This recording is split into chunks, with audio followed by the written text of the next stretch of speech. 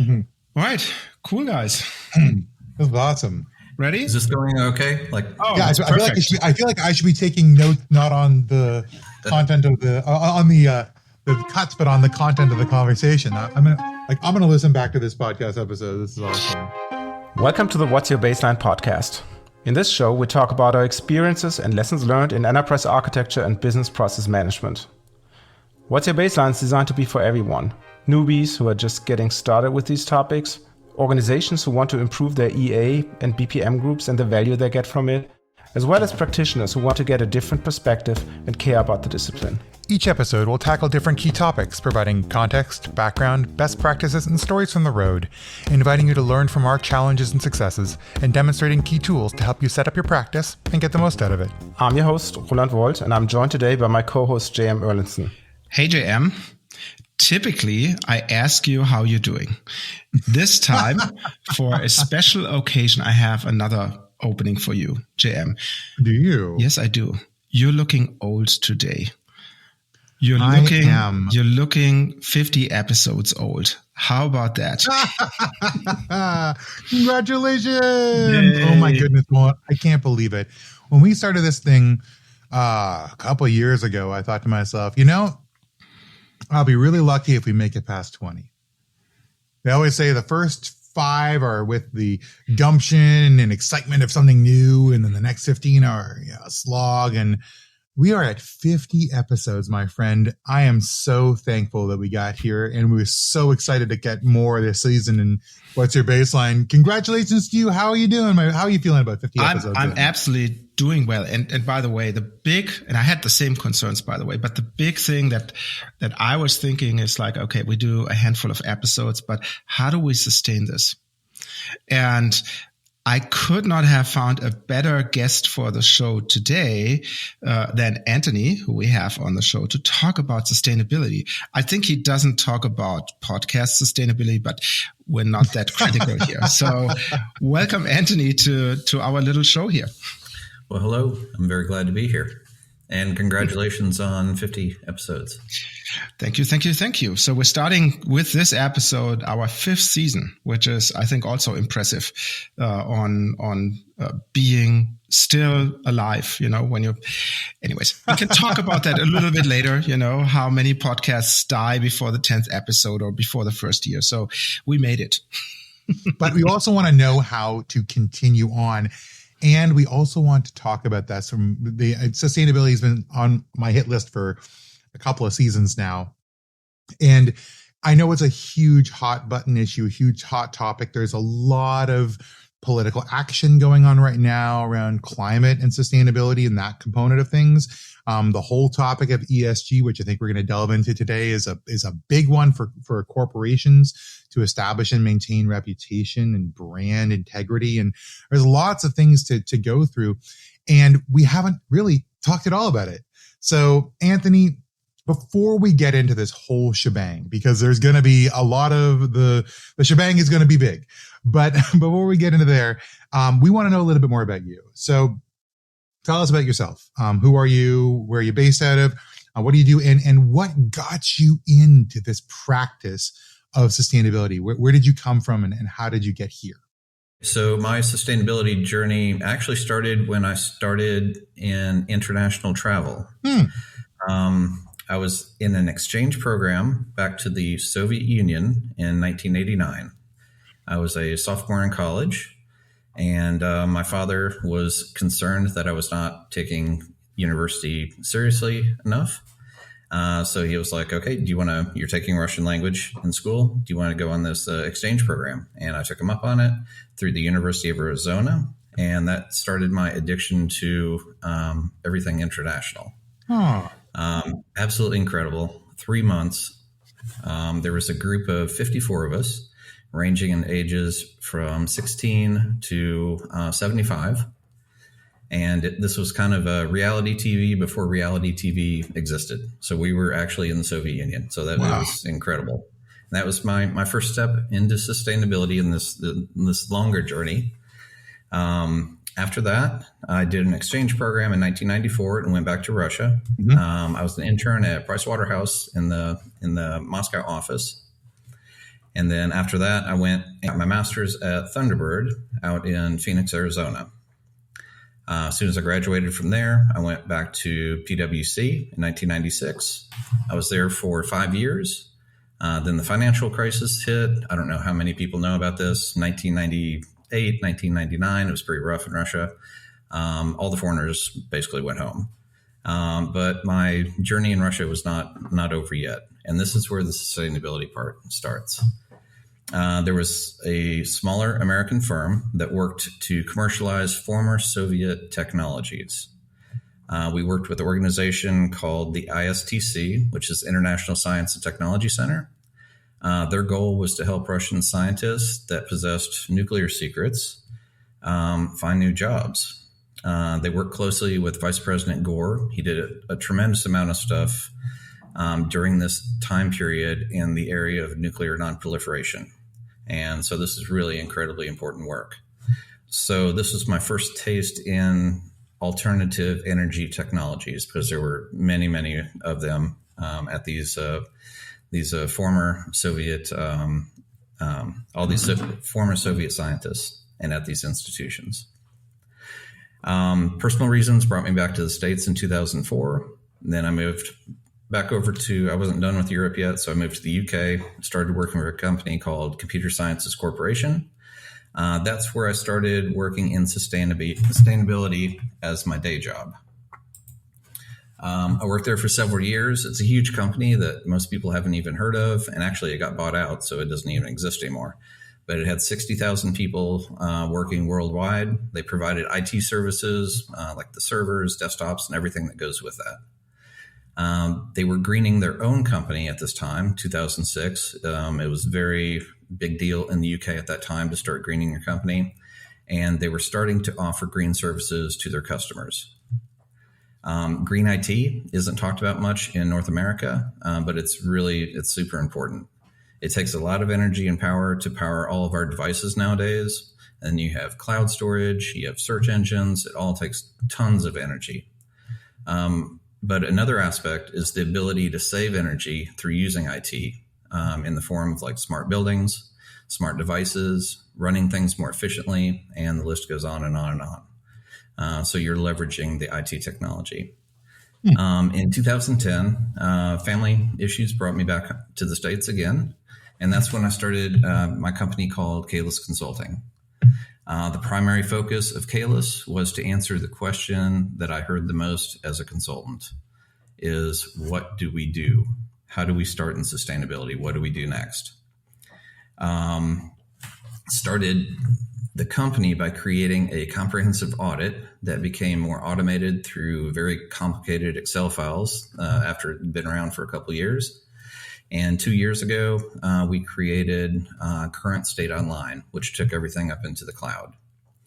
But not only does CurrentState Online have our audit, but it also has other sustainability standards in the system too. Basically, it's a sustainability information system. It's online. It has project management functionality, similar to what you would see in Monday.com, file storage, knowledge base, report generator. And it's one place that your entire team can log into and be on the same page. It's just about to come out of beta, and I hope to have an official launch pretty soon. That's really cool. I'm very curious to have a look at it once you've released it. But before we go into the meat of the episode, which you already have started with, our audience likes to know a little bit more about the person behind it. And obviously you gave us your quick rundown on this, but what are things like your hobbies, your interests, your bucket list items that you have? Yeah.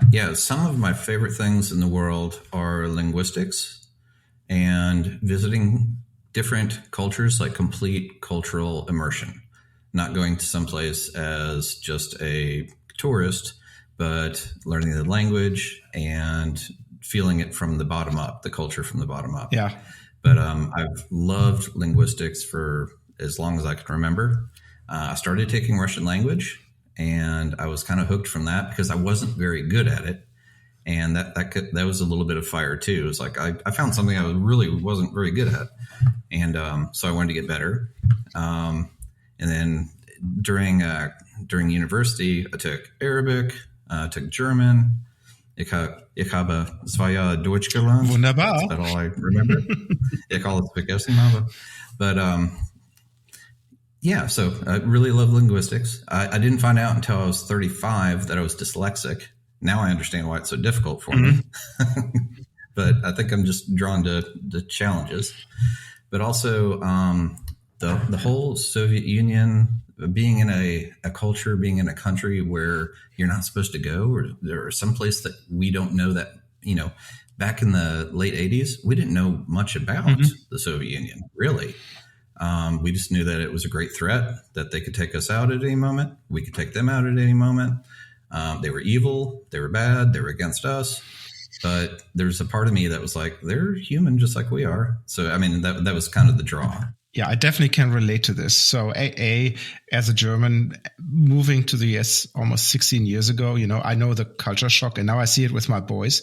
They're now adults, they went back to Germany and Austria, and they have the reverse culture shock, which is interesting, plus a little bit of Austrian German in there, which is sounds a little bit weird, but anyways, but also I was an officer from the mid 80s to the mid 90s. And going into the GDR and all those things, it was like super weird, like what is that, and now after reunification 30 years later, it's just like anytime, Yep, I can relate.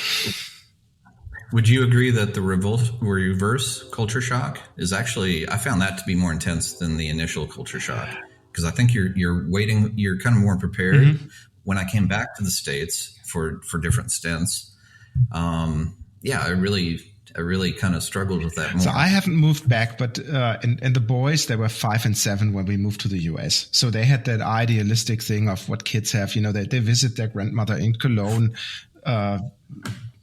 whatever, sometimes, but it's not like moving back, because what you need to learn those 200 phrases that carry you through the day. You get those unspoken things, how do you interact with somebody?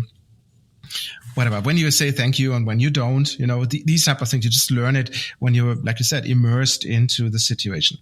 And I don't know if I'm really eager of the reverse culture shock. I heard it from friends who went back, people who were employed with a German school here or with a consulate where it's time limited. And all of them said like, ooh, it took us like 6 months to get back. And I don't know if I'm up for it.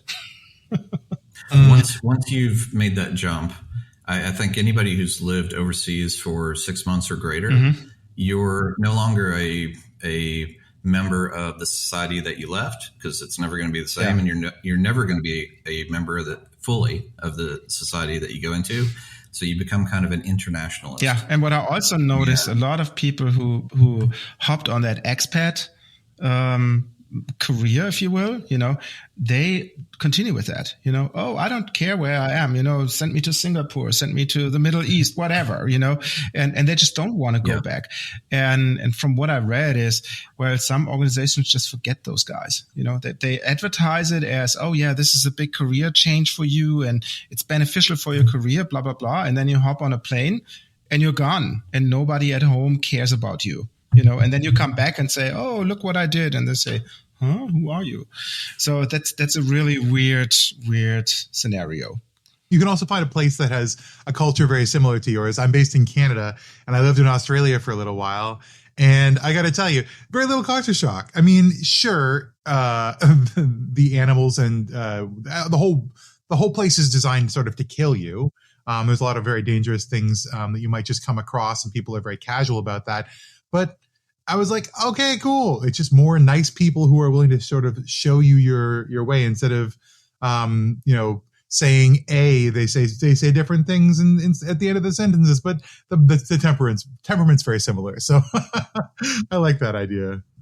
Something I loved about Russia, being an American, especially during the early years, you were special. And people wanted to know you, and you were interesting for people. That wore off after a decade or so. But then when I lived in the UK, I went from being special to not being special at all. Oh, quite the opposite. Quite the opposite, I guess. I'm not sure if they really love their former colonists, Yeah. I saw Hamilton recently, and yeah, there's a history. That's a fun one. Yeah. Well, talking about things, we it's really good to catch up and get to know you a little bit better. But I would love to delve into the topic of today. And I hear ESG, I hear green, whatever, I hear sustainability. I've heard a lot of terms. Let's talk about sustainability or whatever you choose to call it by defining some of the terms and by telling us sort of how we got here. So give us a little bit of a history lesson on this area and help us understand some of the core terms you'll be using in the conversation today. Okay. Well, sustainability has been with us basically since we've been civilized. Okay. We really ran into this when North America was colonized by the Europeans. The indigenous people had a different respect for their surroundings, and they saw a different role of where they fit into their surroundings. And it was a sustainable role. You don't scorch the earth, you live within its means. So all the way going back to there, we recognize that. Then another pivotal moment for civilization was the Industrial Revolution. This is the first time where we saw mass pollution on a worldwide scale. We had international economy based on finite resources for the first time since the Roman Empire, basically.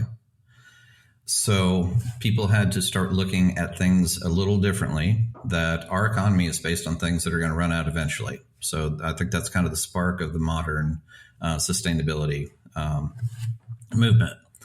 So in the 19th century, the 1800s, there was a reaction to the Industrial Revolution. So you start to see the first echoes of a conservation movement.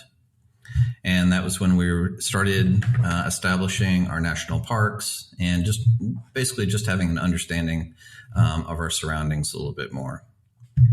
Environmentalism and the modern sustainability movement, there's a very pivotal moment and a very pivotal book by someone called Rachel Carlson, and it was called Silent Spring, and it was published in 1962.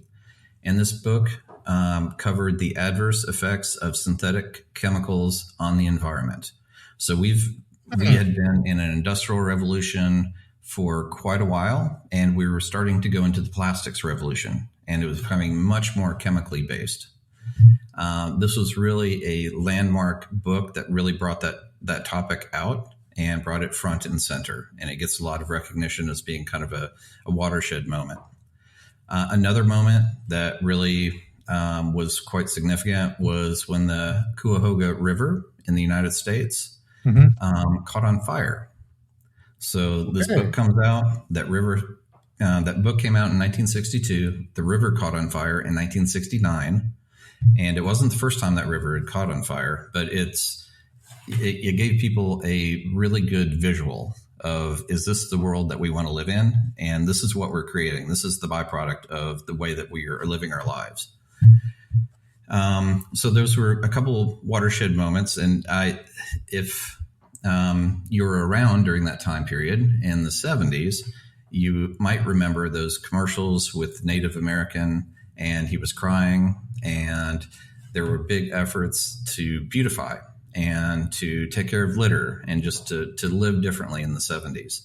And there was one episode of Mad Men that really, really brought this home.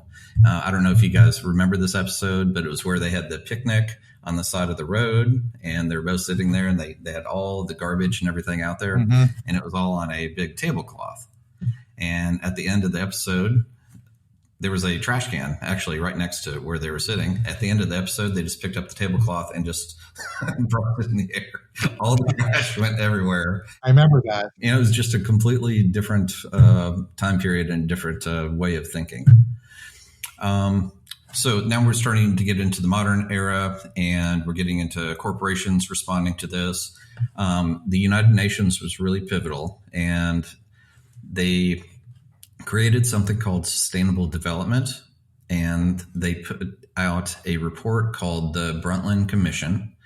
And this was published in 1987, and it was called Our Common Future.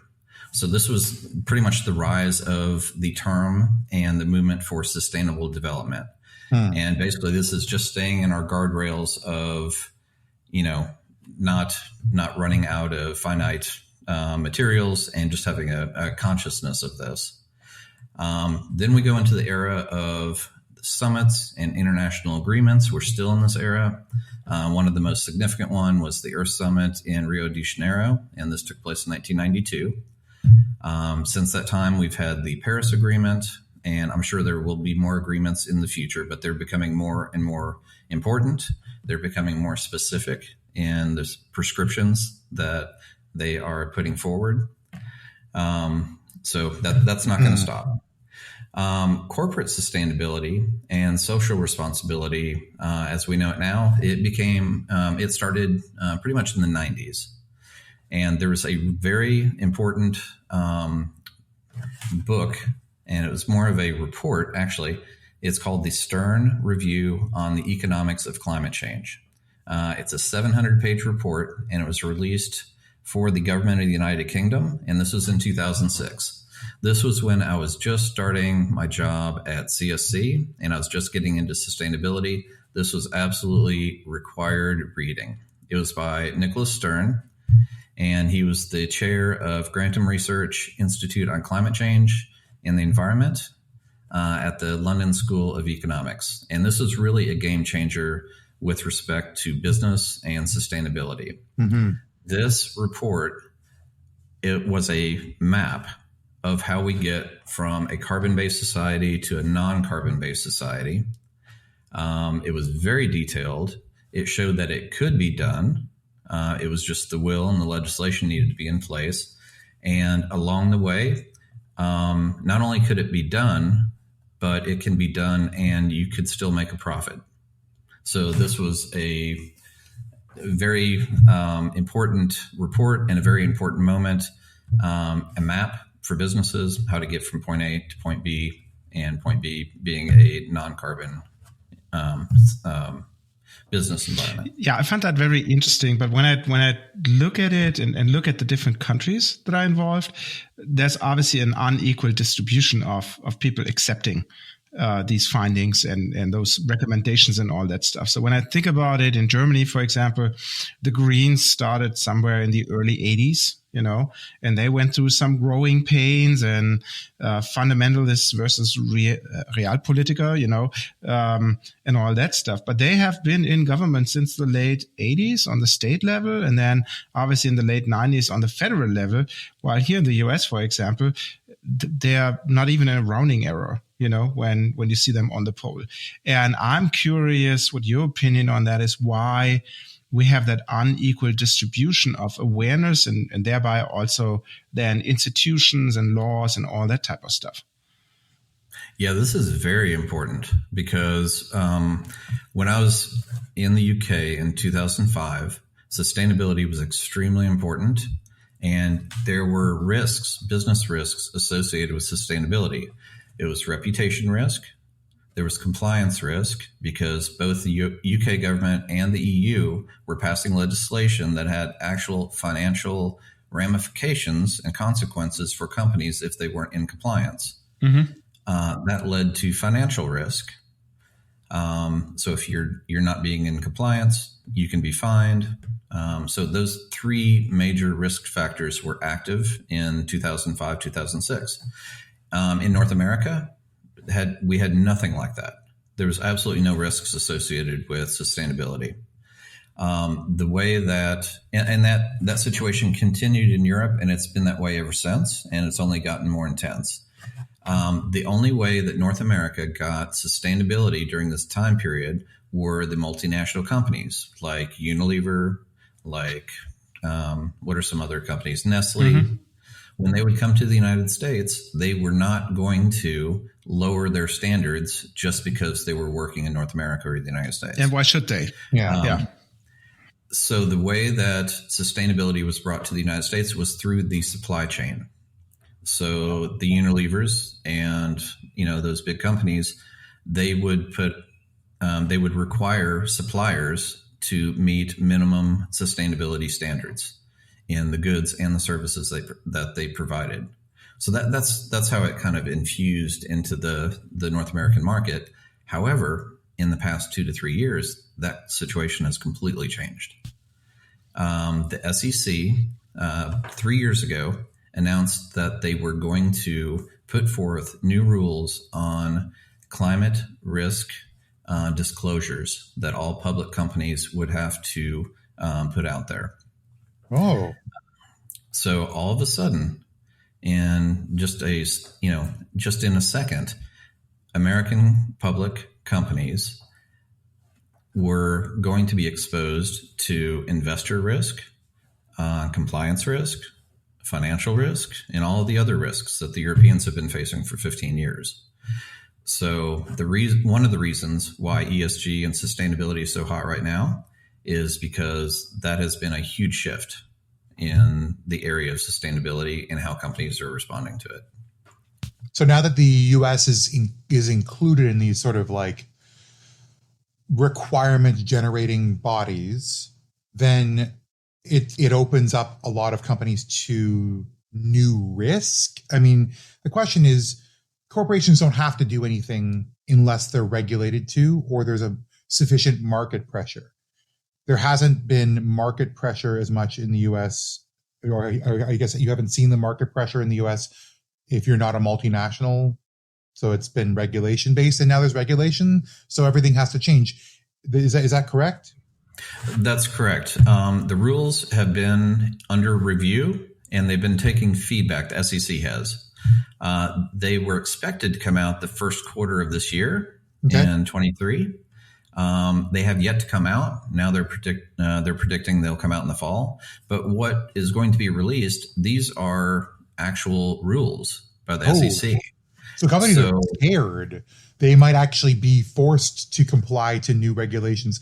Are they already making pre-changes in anticipation of what those rules might be? Many, many companies are, because there will be consequences for the first time, financial consequences, but also reputational consequences with investors, because investors aren't going to want to invest in a company that's not prepared for dealing with the risks associated with climate change. So it all builds up. So all the pressure that the rest of the world's been feeling for a long time now is coming home. And that's very significant.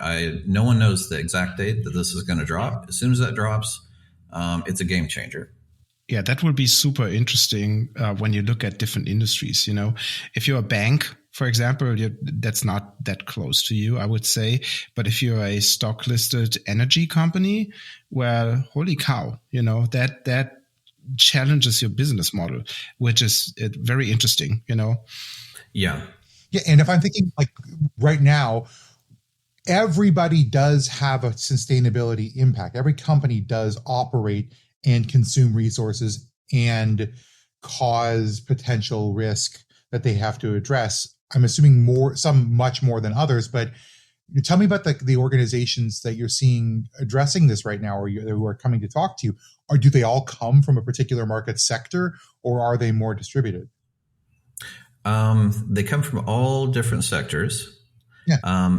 The industries that seem to be the most active in trying to preempt before the actual rulings come down are the ones that have exposure and a need for investors. Oh, interesting. Yes, something that's been really important in the last couple of years that is addressing the upcoming rules that are going to be put out by the SEC.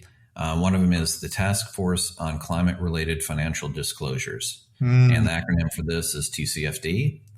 TCFD recommendations, they focus specifically on disclosing climate-related risks and opportunities in financial reporting. So it's closing that gap. It's including climate risk in normal business disclosures, but it's kind of tagging it on there. It helps companies assess and disclose their climate-related risks and opportunities in a consistent and comparable manner. So you mentioned two examples of regulation and of standards that are come there, but I'm super surprised that this will become mandatory here in the US. I never thought I would see this, but it's great. But if I hear in this podcast the first time about this, are there any standards that you would recommend that people look into? And I'm pretty sure you have a long list of those, but what would be the first steps that you would give, say, if you are the architect lead in your organization, to say, oh, holy cow, I need to smarten up on this, and I need to see what is the impact on my businesses, on my IT, and all those type of things. Do you have the laundry list of standards and things that people should look at? Yeah, this is what my company has been doing for the last decade, and this is the first step in the process. And this is not intended to be a plug, but this is where you need to start. This is what my business does. So the first step for any company is to understand your sustainability performance at the moment. You should find some kind of instrument in the market where you can do an audit of your current sustainability program. You might have a sophisticated program. You might not have a program at all, but you do need to take that initial inventory. So what you do is you have a list of everything in sustainability that you can possibly do. Everything's included on that list. Then you take that list and you take everything that has nothing to do with your business. You check those off. You take those off the list, so they're off the table. The remaining items, you look at them and you determine, am I doing this or not? If so, to what extent am I doing this? And that'll put it into a data set where you can heat map it later. It becomes useful data at that point. At the end of that process, you'll know everything that you're doing and to what extent. And then you'll have a list of things that you're not doing, but you could be doing because of your industry. So that's any company's roadmap, is you start there. So you know exactly where you're at, you know your next steps on everything. And then it's the research phase. What's the best thing for your business? How do you fit that into your business strategy? Yeah, so it sounds kind of like an architecture as is in 2B, but your 2B is driven by regulatory obligation or best practice, I suppose, which does lead me to the question, are there, I know there's the UN guidelines on sustainability, the principles, the UN principles. There are a bunch of 2Bs that you could consider. Which ones do you advise, or where do people start when they're looking at the master list of all possibilities that they should be aiming towards? So once you know exactly where you're at and exactly what you should be doing next, that's when you should take your focus and put it on the industry that you're in. Because every industry, the first step is not industry specific, and it shouldn't be industry specific, because you can go, that's a Pandora's box. You can go down so many tangents. It just becomes so confusing. It's not useful. So you get the roadmap, and then you look at your industry. The first standard that I would recommend looking at for your industry is called SASB. These are industry-specific sustainability standards, and basically it'll be a collection of metrics, anywhere from 7 to 10, but they're specifically for your business, specifically for your industry. And you will need to know those metrics and those KPIs for your industry regardless. So that's the easy step. The next step is looking at the array of different standards and different frameworks that are out in the market, and there are a ton of them. But depending on your business, you're going to want to use a framework that makes sense for your business. So if you're in a business that's carbon centric, we would say, okay, we think that you should go to the Carbon Disclosure Project and follow those standards, because that's all about carbon. If you're an international company and you have operations in different parts of the world, and we'd say, well, in that case, the Global Reporting Initiative, the GRI, would probably best suit your needs there. But having an expert to kind of guide you into the framework that would be best for your business, that's the next step and kind of the final step. Well, that's really good. And it sounds like you're starting to lay out a path, not just for an analysis, but actually to act on things. And we're gonna get to that in our second section, which talks a little bit more about the how and making it practical. So for now, why don't we take a brief break to let people's brains unwind from all these acronyms and explanations that have started to permeate the conversation. I think this is really great.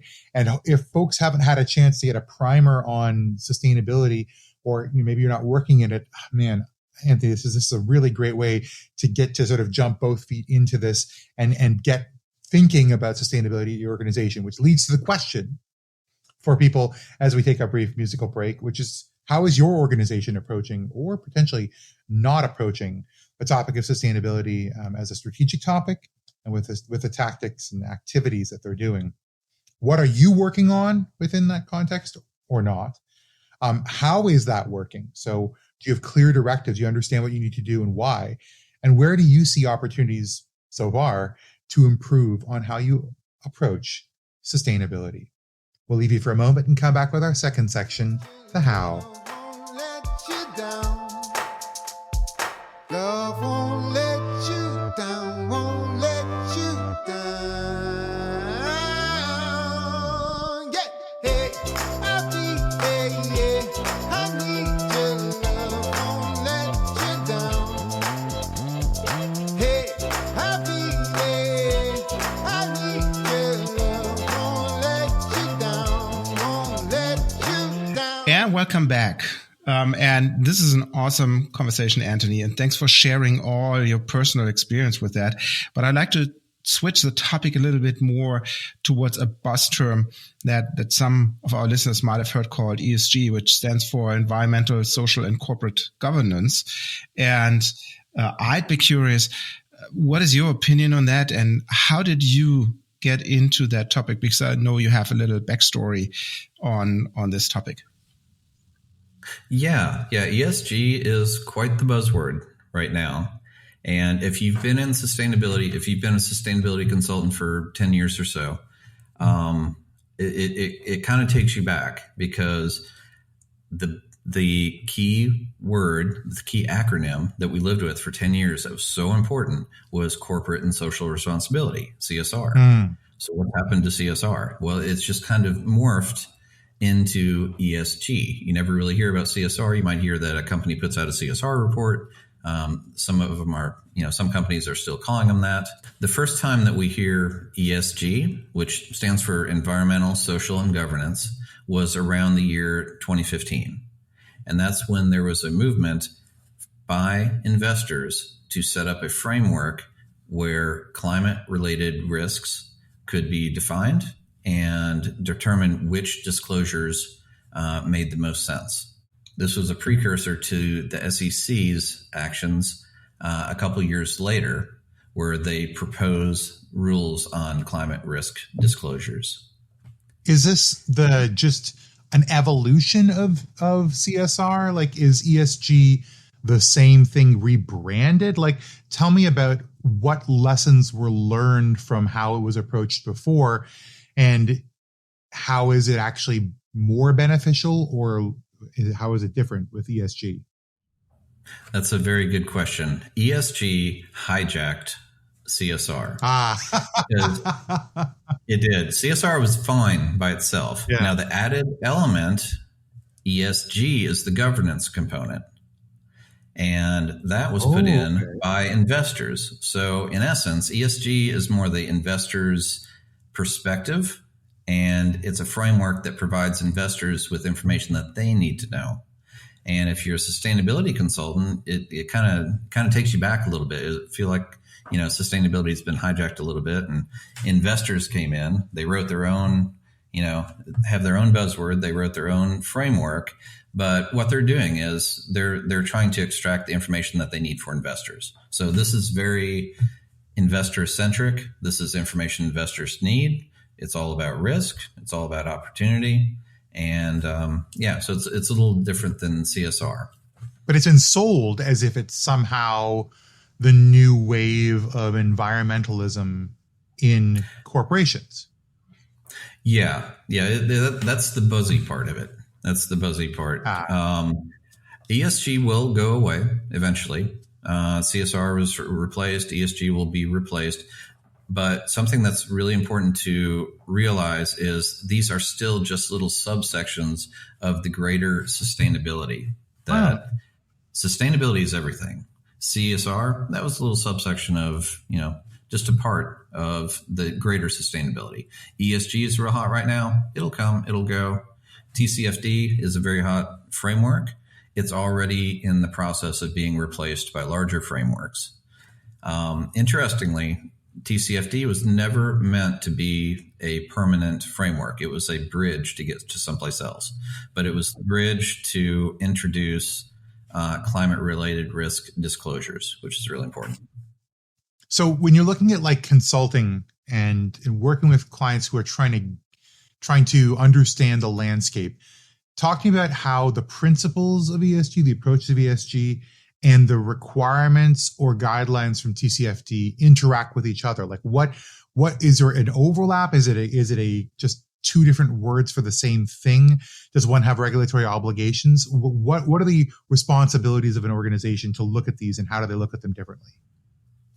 If investors are important to an organization, and this will vary depending on the industry that you're in and what type of a company that you're in.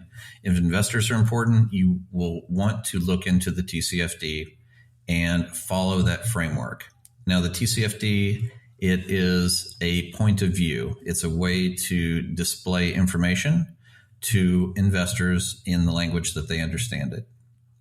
And what they're looking for an identification of all the risks that are climate related, an identification of all the opportunities that are climate related, and then a plan to deal with both the opportunities and the risks.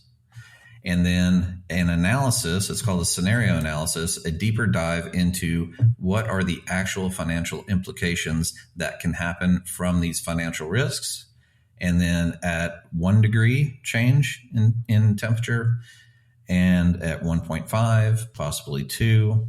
So the actual nuts and bolts of how is this going to affect your business? How prepared are you? Do you want to, for some companies, investing in properties that are on a coastline? That's a real concern now. Oh, of course, yeah. Do you want to invest in a company that is prone to flooding? In an area that's prone to flooding, in an area that's prone to heat stress or water stress, or hurricanes. All these things are more important. And where you're seeing this, actually, one of the first things that's happening, it's in the insurance industry. Insurance companies are refusing to cover certain companies and certain properties in certain locations for certain things. And you're already starting to see this. Yeah, I've read about that California, that it's hard to get an insurance for your home because they have so many wildfires, and insurance companies just don't want to hop on this train. But I do have another question. So I get a little bit of the impression that there's a lot of regulations, a lot of guidelines, a lot of things coming out that I, as an organization, have to comply with or will have to comply with in the future. There might be stuff in there that I don't like. Is there a way for organizations to participate in these things, or are organizations just being at the receiving end of those standardization efforts? Organizations, especially publicly traded organizations, do have a voice, and they've had a voice with the SEC for the past year and a half. A lot of these, especially if they're from the United States government, they will put these proposed rules out to be reviewed, and there will be a review period, a public review period, where you get feedback from corporations, you get feedback from many different sources, and then they decide on what rules to actually release. Yeah, let me rephrase that a little bit. Obviously, climate, sustainability, those are all global topics, right? When I look at our listenership, about 40% are from North America, 60% are from someplace else, Europe mostly. There's obviously a different, how do I say that? Climate, in regards to regulation. So it's much more stricter, if you will, right? But then we also see the up and coming nations in Southeast Asia, China, India, and all those hotspots that we see right now, who might care less about this. So how do those standards and the contribution of the organizations that are affected by this handled worldwide? Is it somehow coordinated, or is it, as I would suspect, separate, and in some areas of the world people care and in other areas of the world people don't care? Or what is your observation of that landscape? There are two aspects to that I see. You have international organizations like the UN, and they try to do things on, a world basis. And for areas such as those where there's going to be a transition, there's going to be things that perhaps certain areas of the world will have difficulty handling. They put programs in place to try to help with that. The other side is multinational corporations put themselves at risk for parts of their supply chain being in areas who aren't going to be compliant. So there's great incentive for those parts of the world, or, facilities in those parts of the world to be up to the world standard. Otherwise, you can go somewhere else to do your business. Yeah, I hear that. I'm also curious, and I don't say in any form or fashion that I really know what I'm talking about, but from what I see when speaking with clients that are affected by this, and we're working with a partner organization that has sustainability as a topic, it typically boils down to two aspects. It boils down to regulatory compliance. I think that's what we spoke about a lot.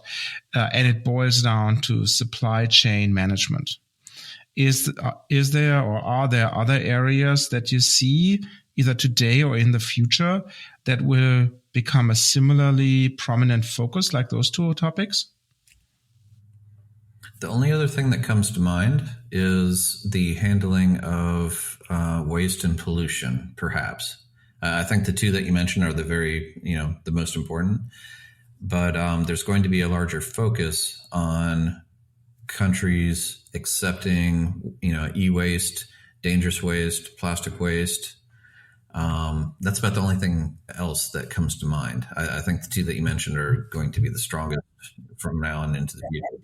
I would have expected like energy creation or energy transportation, that those would be the big topics. Like I said a little bit earlier, IKEA is putting solar panels on their roofs, and all that type of stuff. Or I read an article about that China is pushing green technology like crazy, not because they want to be green, but they want to be energy independent, which obviously strengthens their global positioning and all these things. So I was thinking it would go into that direction. So I'm a little bit surprised that this is not the next hot thing, but I learned something. One good thing is the clean energy, the technology transfer that's required for that is easy. So as industrialized countries that are going to have the renewable energy, they're going to be able to transfer that wherever they want to. They're going to be able to, electrify, a facility in a country that may not have that. They can just bring that in. So that's going to be an easy fix. That doesn't take away the problem that some resources that are needed for creating batteries and all that stuff are limited available on Earth. When I think about the deserts in northern Chile, where they get the lithium from, and they start digging like crazy, and it looks like West Virginia without the mountains.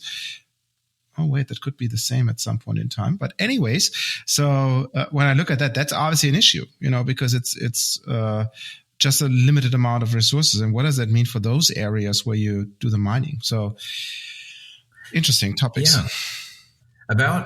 About 20 years ago, the United States kind of de-invested in rare earth minerals because it's expensive, it's not clean, it's ugly, and PR-wise, it's best to do that in another country where you don't have to see it or look at it. Yeah. It's just as ugly in China, but they invested heavily in that. At a at a point in history like we had with COVID, I think the entire world realized how interdependent we are. And there are forces in place that are going to restart the rare earth element, rare earth minerals, that extraction locally. Interesting. So Yeah. I wanted to loop back on something, because this whole conversation, I feel like it's often falling into this idea of you need to consult guidelines. You need to understand the expectations placed upon you, KPIs or benchmarks you need to be hitting. You need to draft policy documents. You need to put it in your corporate strategy. You need to communicate it to investors. But when we get down to brass tacks, what are you often recommending that actually changes in the organization? So what actions does an organization take based off of some of the things we've heard? So the focus on ESG or CSR, the focus on the TCFD, the focus on your industry-specific regulations. What do you actually change, and how do you execute on that change, or how do you advise executing on that change? That's a really good question. And that's really the holy grail of sustainability. Because when we start talking to a company, we go through that process that I mentioned before. You do an inventory, you look at your industry, and then you figure out which frameworks work best for your company. Once you have gone through that process and you're in year 2, what is inherent in that process is, what are you doing? You're looking at how you do what you do. And you're looking at ways to make that more efficient. You're looking at what resources you're using to do what you do and seeing if there's a better way to do that. You're looking at it and you're trying to find a way to do it in a more energy efficient way. And the great thing that comes out of that is innovation. That's the key. That's what you want to see, because that opens people's eyes. And it's like, oh, we can still do what we're doing, but we can do it in a much better way. Or, oh, we can do other things that are even better than what we're doing right now. So it's sparking that innovation. That's the holy grail of sustainability, because once you look at what you've done and you realize you can do it better, the sky's the limit. That's a really good answer. Innovation is the holy grail of ESG. I love that. And I feel like there's some great questions that people are going to have after this episode. In the conclusion, we're going to talk about how to get in touch with you. But for now, what I'll ask you is one more big holy grail moment, or one more big moment here. Put on or look into your crystal ball. What does the future of sustainability look like in North America, particularly the United States, or worldwide? Where do you see it going as a practice, so the people like you who are specialists in it, and as an applied framework for organizations who are looking to comply, and for governments who are looking to set out regulations? So get that crystal ball out. Tell me what's going to come in the future. Well, I think the future of sustainability, it's going to be everywhere. And frankly, without it, we don't have a future. But I fully believe it's going to be everywhere. It's going to be a revolution. We're on the cusp of entering an era of rapid change. The change won't necessarily be what we're doing, but the change is going to be how we're doing it. We're still going to go places. We're just going to use different energy to get there.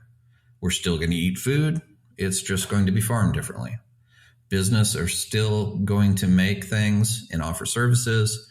It's just going to be more efficient and use fewer resources. Will it affect our standard of living? There's no reason it has to be. The naysayers are going to really concentrate on this and say, they're going to say everything's going to be more expensive. Everything's going to be worse. Everything, they're complain, victim. What we need to do is bust up the monopolies a little bit and battle corruption where it exists. And we go through, it's a cycle. We go through an economic cycle where there are just periods of time in which we kind of just have to shake things up a little bit, shake the tree a little bit. So that's nothing new. Something that will change, I think, is that we're probably not going to use the word sustainability as much. It's just going to be the new way that we're living. So it'll cease to be kind of a thing, itself. And it's just going to be a new mode of continuous improvement. It'll just be a new way of life. The power windows, if you will, of corporate operations. No one's going to mention them anymore. It's just how you do it. And for companies, this is way back in 2006. That was when everything was green. Everyone talked about green this, green that. Mm-hmm. And people were just sick of hearing about green stuff. So when I would go in and we'd talk to clients, I would say right off the bat, okay, you're probably like really sick of hearing how everything's green or going to be green. Everywhere that you see the word green, just supplant that word and put in smart. And then let's go from there. Because everything in business that we're talking about green is just a smarter way of doing it. So it's not green IT, smart IT, smart this, smart that. And that's all it is. I wholeheartedly agree with that.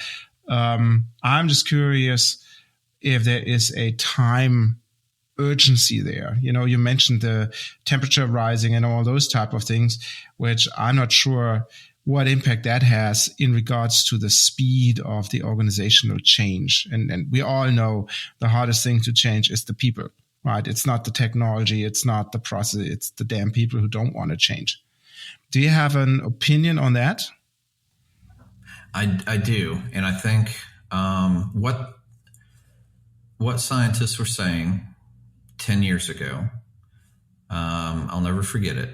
They said climate change, it's not going to be some huge thing that you can feel immediately necessarily, but one of the biggest results is going to be weird weather, strange weather. Yeah. And I think that everyone can share in that, because we're having droughts where we didn't previously have droughts.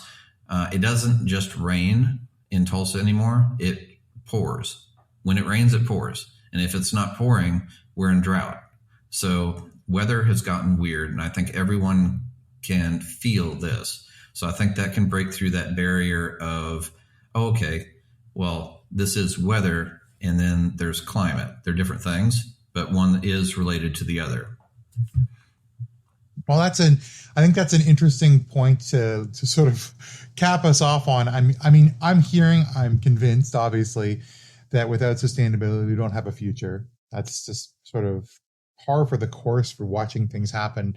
And it's as bad as 100-year storms every 5 years or every 2 years or every year are, at least it's building more public support through observance. You can see it with your eyes. You can see it that your house no longer exists. You can see it that your roads are flooded. So there's more of a call to action emerging from that. But now I want to turn it back to our audience and talk about the future for you, our listeners and practitioners, in the realm of ESG or sustainability or whatever it's called in the crystal ball that Anthony brought. How can you see yourself and your organization evolving the practice around sustainability or ESG? How can you see yourself, your actions, your policies, and your procedures changing the impact to the way in which the company affects the world around us? What have you learned from today's conversation that could help make the case for an increased focus and dedication to the practice of sustainability for you and your organization? We'll take our final break of the conversation and come back with our last thoughts and conclusions on the episode. The wind will blow, but it's just changing. It's just changing. The wind will blow, but it's just changing. It's just changing. It's just changing. And welcome back. Anthony, this was an awesome conversation, but I got a little bit of a, I don't know, bad taste in my mouth when I was thinking about during the break about what that means for us as humanity. And I don't want to end the episode on a low note. So do you see, when you think about the future of sustainability and where we're all going, do you see some glimpses of hope for us? Where you would say, okay, yeah, it's bad, but it's not that bad, and we can change it because of. Yeah, I definitely see hope. It is not necessarily from our generation. I think we might be brought into sustainability kicking and screaming, many of us. But if you think about the perspective of somebody that's under 30, our generation, we always thought that we were going to do better than our parents. That was just the belief, because our parents had done better than their parents, who had done better than their parents, who had come out of the Great Depression. We had a realization. Wages were stagnant for 30 years. People our age are not necessarily better off than our parents. And that's kind of shocking for us. But if we look to the generations that are younger, they're not just facing, an economic disparity. They're facing the earth not being livable. They're talking about pollution levels. Numbers. I'm not even familiar with the pollution levels, but I hear people talking about it all the time. How is your air quality today? It's just unimaginable. But the hope is with them, because I think they don't want that type of future. And I think that they will really start to be more active and find a greater voice and make the actual changes that need to be made. And they'll vote it in. They'll be activist for it. And I think that's where our future is. And they're savvy. They're not as susceptible to propaganda as older people are, but also getting the word out. They're more savvy about that. They don't fall for things as much. And there are a lot of them. And they're fighting for their future. They're fighting for their lives. And if they want to have if they want to have kids, can you imagine being 30 years old now and bringing children into the world? The burden that would be on your shoulders of, should I do this? Yeah, but I hope they find a way to bring this change to societies in a way that is compatible with the way how we do things here. So to give you the example, for those of our German listeners here, you're very well aware of the last generation, the people who just glue themselves on roads and create big traffic jams and whatnot, I don't know if that's the right way. So I think people should be active. They should voice their concerns. They should be active in politics, and they need to change the rules. So go vote, right? I think that's the big thing, what you can do, and be involved in those standards organizations and creating those standards. Just don't sit at home and just wait and let things do to you, but be active and contribute to those changes. But to come back, Anthony, again, I think everybody who's listening to this episode would say, oh, this is a very interesting topic. And the ultimate question that I would have is, where can I learn more about this? And how do I get in contact with that interesting person who just spoke with us for about an hour? Well, I can leave my email, and anyone is free to contact me directly. I'd be thrilled to hear from you. And also, my company has a website. There's tons of good information there. That's more for the business side of it. But yeah, those are probably two of the easiest ways to get in touch. And I would assume you're on LinkedIn as well. So we would put all those resources on the show notes. And with that, JM, I'd like to hand it over to you. Yeah, speaking of the show notes, thank you to all of our listeners for coming along with us on this wonderful journey. I mean, it's perhaps one of the most important journeys of our collective lifetimes, which is a journey to a sustainable world. And a huge thank you to Anthony for a fantastic primer on all the things we need to start thinking about now as we implement them in our organizations at a strategic level and at a tactical level, and then as a ritual, as a habit. in our operations going forward. Now, if you want to find out more about things, you can go to the show notes at whatsyourbaseline.com for this episode specifically, /episode 50. And you can leave us a comment. You can give us some feedback. We'd love to hear from you, particularly about this very important topic. You can email us at hello@whatsyourbaseline.com, or just go onto LinkedIn, comment, share, see what's going on in the conversation around sustainability, and particularly sustainability in the scope of process and architecture. But until we speak again, friends, I've been J.M. Erlandson. I've been Anthony Gilbreath. And my name is Roland Volt. And we will see you in the next one.